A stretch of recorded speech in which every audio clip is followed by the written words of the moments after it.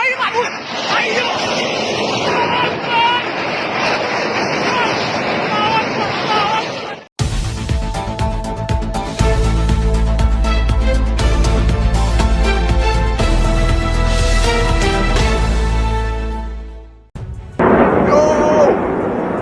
Pesawat-pesawat Israel melancarkan serangan udara di Gaza pada Sabtu tanggal 15 Mei tahun 2021 pagi dan kelompok militan Hamas melakukan balasan dengan menembakkan roket ke Israel.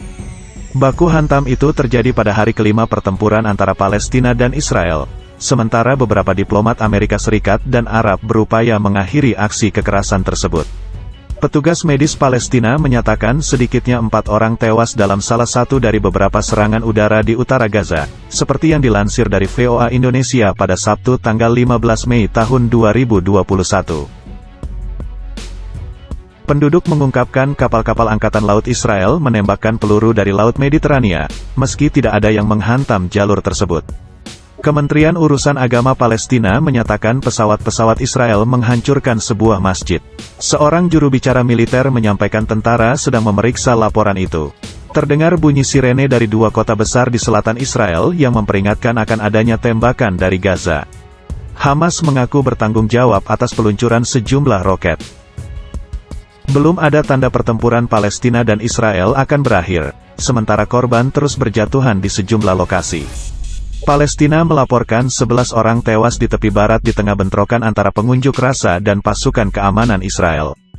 Pejabat medis Palestina menyatakan sedikitnya 132 orang tewas di Gaza sejak Senin lalu tanggal 10 Mei tahun 2021, termasuk 32 anak-anak dan 21 perempuan, serta 950 lainnya terluka. Hamas menyatakan seorang perempuan dan anak laki-laki termasuk di antara 4 korban yang tewas dalam serangan udara Israel yang menghantam sebuah rumah milik keluarga Abu Hattab di kamp pengungsi pantai kota Gaza. Tentara Israel tidak segera menanggapi permintaan untuk memberikan komentar atas serangan itu. Pihak berwenang Israel menyampaikan di antara 8 yang tewas di Israel adalah seorang tentara yang berpatroli di perbatasan Gaza dan 6 warga sipil, termasuk 2 anak.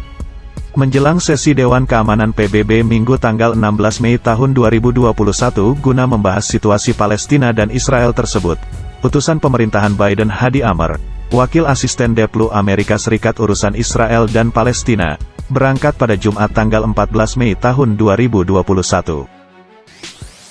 Mesir memimpin upaya regional untuk mengamankan gencatan senjata atas konflik antara Palestina dan Israel.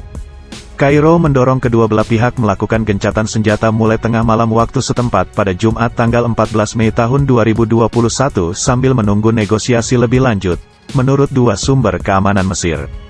Mesir membantu Hamas dan lainnya, termasuk Amerika Serikat yang berupaya mencapai kesepakatan dengan Israel.